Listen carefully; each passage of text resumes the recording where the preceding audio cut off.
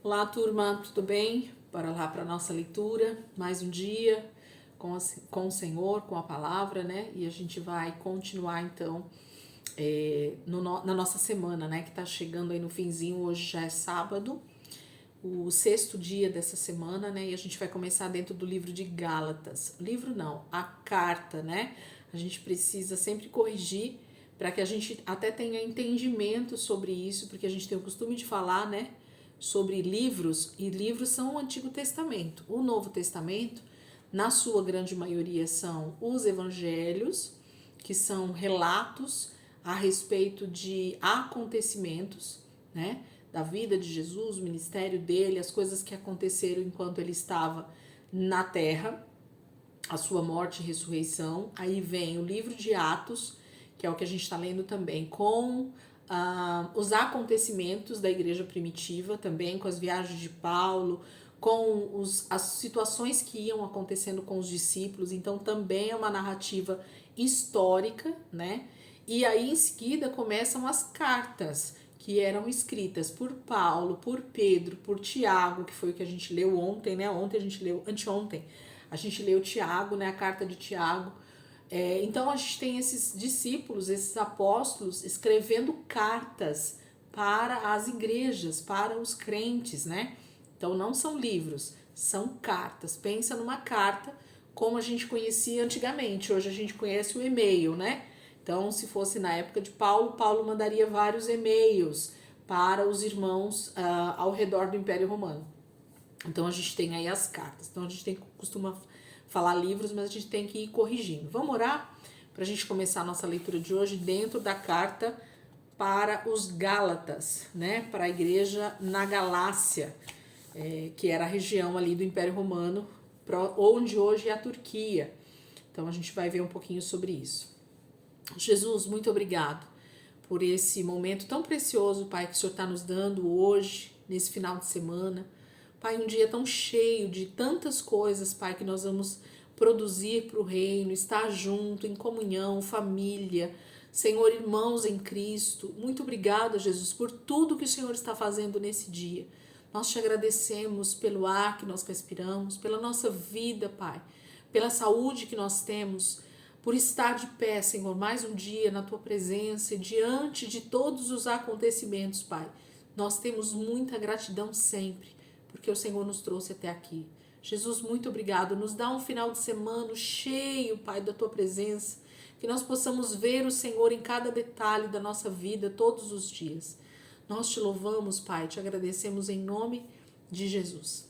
Amém. Vamos lá então, gente. A carta aos Gálatas, né? Aos irmãos lá na Galácia. Nós vamos ler o capítulo 1, 2 e 3. E aí amanhã, domingo, a gente vai ler o 4, o 5 e o 6, finalizando a carta aos Gálatas. Eles separaram em 2 dias porque os capítulos são um pouquinho compridos, né? Então, para não ficar tão cansativo ler tudo num dia só, separaram em 2 dias. Então, a carta vai ser dividida em 2 partes. Capítulo 1, 2 e 3 hoje.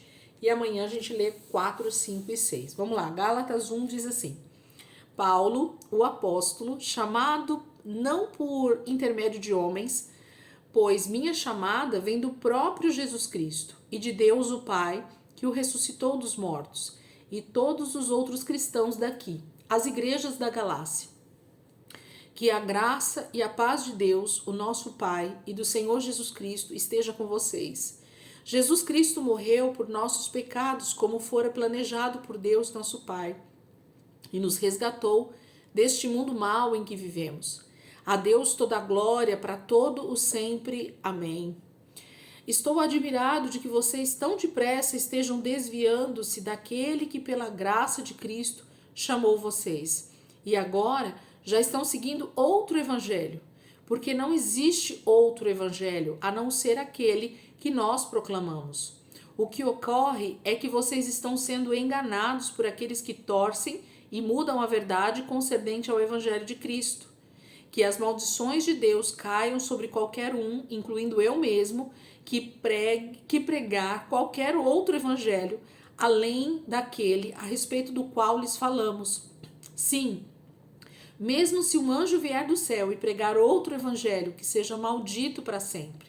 Digo e repito, Se alguém anunciar qualquer outro evangelho diferente daquele que vocês acolheram, que seja amaldiçoado. Vejam que não estou procurando agradar a homens, estou buscando agradar a Deus. Se eu ainda estivesse procurando agradar a homens, não poderia ser servo de Cristo. Irmãos, afirmo solenemente que o evangelho que eu anuncio não está baseado em mera fantasia ou sonho dos homens. Minha mensagem não vem de pessoa alguma, e sim eu a recebi do próprio Jesus Cristo, que me instruiu sobre o que dizer. Vocês sabem como eu era quando seguia a religião judaica, como perseguia sem misericórdia a igreja de Deus, fazendo de tudo para me livrar deles todos. Fui um dos judeus mais religiosos da minha idade e procurava tão rigidamente quanto possível seguir todas as tradições dos meus antepassados. Antes mesmo de eu nascer, Deus tinha me escolhido para ser dele, chamando-me por sua graça. Assim, ele resolveu revelar o seu Filho em mim, a fim de que eu pudesse anunciá-lo aos gentios. Quando tudo isso me aconteceu, não fui discuti-lo com nenhuma outra pessoa. Também não fui a Jerusalém para trocar ideias com aqueles que eram apóstolos antes de mim. Pelo contrário, fui para os desertos da Arábia e depois voltei à cidade de Damasco. Depois de 3 anos, fui até Jerusalém para uma visita a Pedro, pessoalmente, permanecendo com ele 15 dias. Não vi nenhum dos outros apóstolos, a não ser Tiago, irmão de nosso Senhor. Ouçam o que estou dizendo, pois lhe falo isso na própria presença de Deus. Foi exatamente isso que aconteceu, não estou mentindo. Então, depois dessa visita, fui para as regiões da Síria e da Cilícia. Entretanto, as igrejas da Judéia nem ao menos sabiam quem eu era. Tudo quanto sabiam era o que ouviam o povo dizer. O nosso antigo inimigo, que nos perseguia, agora está anunciando a fé que ele antes tentava destruir. E davam glórias a Deus por minha causa. Então, capítulo 1, Paulo está falando basicamente sobre os irmãos da Galácia, depois de pouco tempo que ele havia passado por lá na primeira viagem, já estavam se afastando do verdadeiro evangelho. Esse é o foco aqui do primeiro capítulo. E nós precisamos estar atentos também nos nossos dias, porque da mesma maneira como aconteceu no primeiro século, continua acontecendo há quase 2000 anos. Pessoas que estão aí se infiltrando no meio da igreja e pregando um outro evangelho, que não é o evangelho de Cristo, que não é o evangelho que a palavra de Deus anuncia para nós. Capítulo 2. Então, depois de 14 anos, voltei novamente a Jerusalém, dessa vez com Barnabé, e Tito também foi junto. Fui até lá devido às ordens expressas de Deus para falar com os irmãos a respeito do evangelho que eu estava anunciando aos gentios. Falei particularmente aos líderes da igreja para que todos eles entendessem claramente aquilo que eu estava ensinando. Eu não queria que o trabalho que estava fazendo fosse um trabalho perdido, e eles concordaram, nem ao menos exigiram que Tito, meu companheiro, se circuncidasse, embora ele fosse grego. Essa questão não teria surgido se não fosse por alguns que se diziam irmãos, na realidade falsos irmãos, que se infiltraram em nosso meio para nos espionar e ver que espécie de liberdade gozávamos em Cristo Jesus. Eles procuravam fazer com que nos tornássemos escravos novamente. Assim, não prestamos atenção a eles nem por um momento, pois queríamos que o verdadeiro evangelho permanecesse com vocês. E os grandes líderes da igreja que estavam presentes lá nada tiveram a acrescentar àquilo que eu anunciava. Aliás, o fato de serem eles grandes líderes não fez diferença nenhuma para mim, pois todos somos iguais diante de Deus. Eles viram como Deus tinha me usado tão extraordinariamente para ganhar os incircuncisos, tal como Pedro havia sido grandemente abençoado em sua pregação aos circuncisos. Pois pelo poder de Deus, Pedro foi usado como apóstolo aos circuncisos, assim como eu fui feito apóstolo para anunciar o evangelho aos gentios. E quando Pedro, Tiago e João, reconhecidos como colunas, porque o mesmo Deus a cada um de nós concedeu dons especiais, estenderam a mão direita a mim e a Barnabé, encorajando-nos a continuar a nossa pregação aos gentios, enquanto eles prosseguiram sua obra com os judeus. A única coisa sugerida por eles foi que deveríamos sempre nos lembrar de ajudar os pobres, o que eu tenho procurado fazer. Contudo, quando Pedro veio a Antioquia, tive de me opor publicamente a ele, falando bem duro contra o que ele andava fazendo por sua atitude condenável. Porque quando ele chegou lá, no princípio comia com os gentios, mas depois, quando chegaram alguns judeus amigos de Tiago, ele não queria mais comer com os gentios, porque estava com medo daquilo que diriam os que eram da circuncisão. E depois, todos os outros judeus e até mesmo Barnabé seguiram o exemplo de Pedro nessa hipocrisia. Quando vi o que estava acontecendo, que eles não estavam sendo sinceros quanto àquilo que eu realmente cria e não estavam seguindo a verdade do evangelho, eu disse a Pedro diante de todos os outros: embora seja você judeu de nascimento, não está vivendo como judeu, e sim como gentil. Então, por que de uma hora para outra está obrigando esses gentios a viverem como judeus?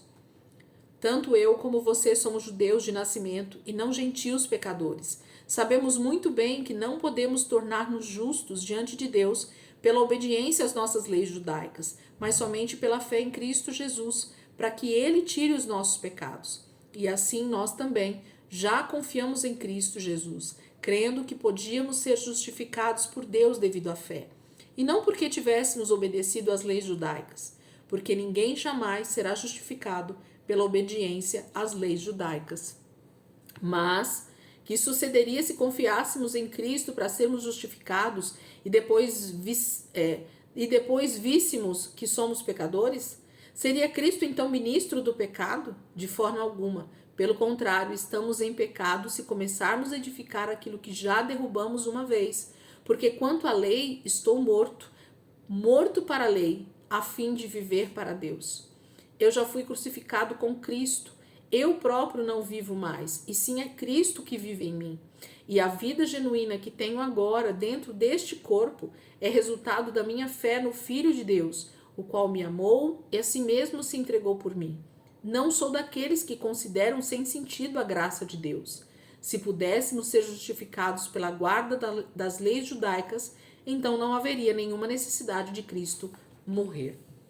Capítulo 2, ele está sendo muito sincero, muito claro sobre essa questão de viver uma vida baseada naquilo que Cristo tem feito por nós, baseado na fé no Filho de Deus, baseado não na lei que nos faz religiosos, não em usos e costumes, não em tradições humanas, mas sim no verdadeiro evangelho, que ele falou que, de novo, eles já estavam se desviando dele.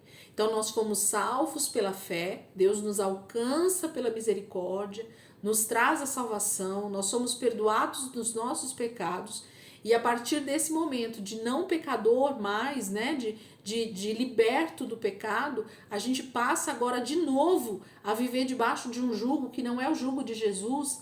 Então, Paulo é muito claro nessa passagem dizer para nós a respeito dessa vida que nós passamos a viver com Jesus, uma vida de liberdade pela palavra, porque nós somos obedientes a Cristo não por causa da lei, mas porque o amamos. É tão tremendo isso, gente.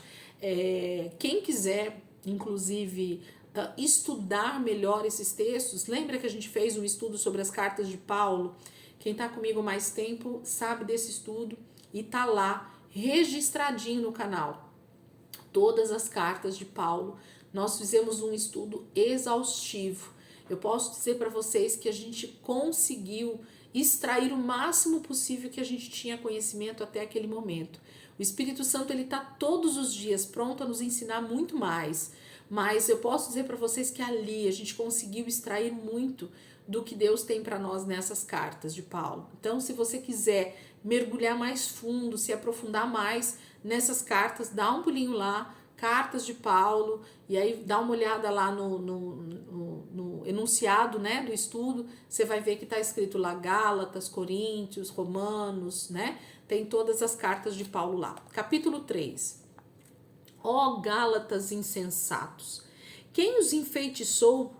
Porque vocês costumavam ver o significado da morte de Jesus tão claramente, como se eu tivesse exibido diante de vocês um quadro com o retrato de Cristo morrendo na cruz. Só gostaria de saber uma coisa: vocês receberam o Espírito Santo pela tentativa de guardar as leis judaicas ou pela fé naquilo que ouviram? Será que vocês ficaram completamente loucos?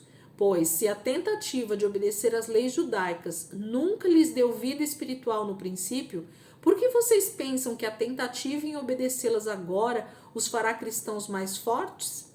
Vocês sofreram tanto pelo Evangelho e agora vão simplesmente jogar tudo pela janela? Mal posso acreditar nisso.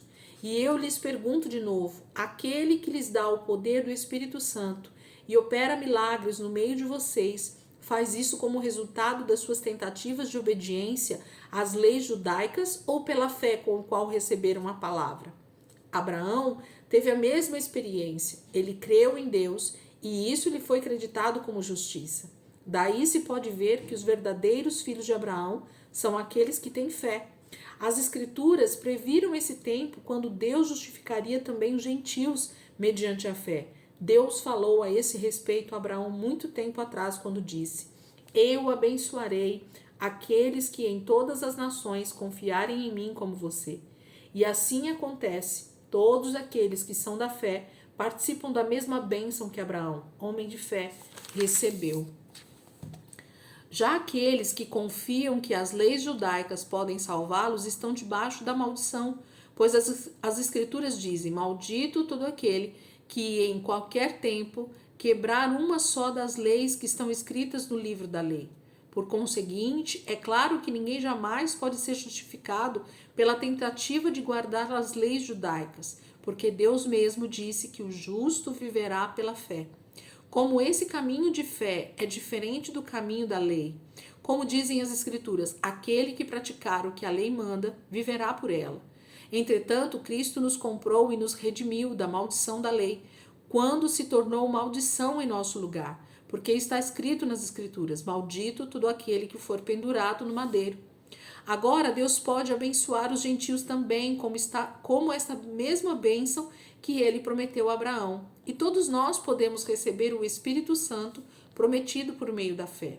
Caros irmãos, mesmo na vida diária, uma promessa feita por um homem a outro, se estiver escrita e assinada, não pode ser mudada.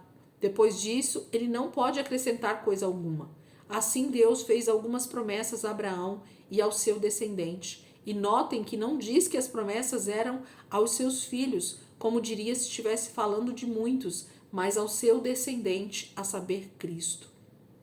Eis o que estou procurando dizer. A promessa de Deus de salvar por meio da fé, e Deus escreveu e assinou esta aliança, não podia ser cancelada nem mudada 430 anos mais tarde, quando a lei foi dada por Deus. Se a obediência a essas leis pudesse nos salvar, já não dependeríamos da sua promessa. Deus, porém, concedeu-as de graça a Abraão, pois ele aceitou a promessa de Deus. Então, qual é o propósito da lei? Ela foi acrescentada depois que a promessa foi dada, a fim de mostrar aos homens quanto eles são culpados em quebrar as leis de Deus. Entretanto, esse sistema de lei era para durar somente até a vinda de um mediador, a quem a promessa de Deus fora feita.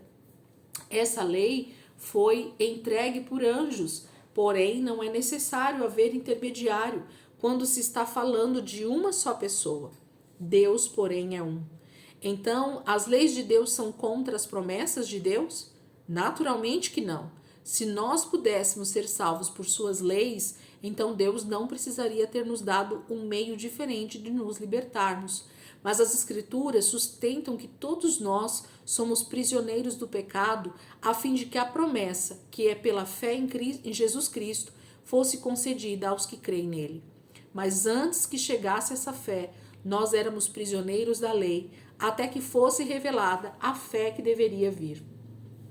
Assim, as leis judaicas eram nosso mestre e guia, até que Cristo viesse para nos dar uma posição correta perante Deus, por meio da nossa fé. Mas agora que já veio a fé, não precisamos mais daquelas leis para tomar conta de nós, porque agora todos vocês são filhos de Deus por meio da fé em Jesus Cristo. E os que fomos batizados em união com Cristo, somos revestidos por Ele. Já não somos mais judeus, nem gregos, nem escravos, nem livres, nem simplesmente homens ou mulheres, porém somos todos iguais. Somos uma em Cristo Jesus. E agora que somos de Cristo, somos os verdadeiros descendentes de Abraão, e todas as promessas de Deus que Deus fez a ele pertencem a nós. Gente, é tão maravilhoso ler um texto como esse, uma carta, né, como essa que Paulo está escrevendo à igreja, porque Paulo está trazendo clareza a respeito de princípios tão elementares do Evangelho sobre liberdade cristã, sobre nós sermos salvos pela fé e não pelas obras, sobre nós entendermos que a lei de Moisés não conseguiu redimir ninguém, não conseguiu fazer Israel se tornar santo diante de Deus, porque a lei só mostrava o quanto eles eram pecadores. Quem quiser realmente, gente, entender um pouquinho mais sobre esses textos de Gálatas e das outras cartas que a gente vai começar a ler, eu te aconselharia a ir no estudo das cartas de Paulo, que está aí no canal. Está disponível, vocês podem ir lá e vocês vão perceber quanta grandeza de Deus está aqui, o quanto o Espírito Santo tem para nos revelar dentro da palavra e o quanto isso é maravilhoso quando a gente mergulha mais fundo e busca de Deus esse entendimento para que a nossa vida cristã se torne mais simples, mais objetiva, mais baseada na fé, na palavra de Deus, né? E não em tradições humanas, em regras humanas que só escravizam o ser humano. Paulo está sendo muito claro nessas cartas sempre, trazendo essa liberdade que o Evangelho traz para o cristão. Amém, queridos? Deus abençoe. Ótimo sábado para vocês. Que o Senhor possa nos dar um final de semana cheio da presença dele. A gente tem bastante coisa para fazer hoje sábado. E eu tenho certeza que o Espírito Santo vai estar presente em todos os nossos compromissos, em todas as nossas comunhão com os irmãos, né? Um final de ano aí cheio de compromissos também com a igreja, com o corpo de Cristo. E eu tenho certeza que o Senhor vai nos dar a direção, vai nos dar esse privilégio da presença dele em todo o tempo, nesses compromissos em nome de Jesus. Gente, Deus abençoe. Amanhã, domingo, então, a gente finaliza aqui a carta aos Gálatas com o capítulo 4, 5 e 6. Amém? Deus abençoe e até amanhã, se Deus quiser.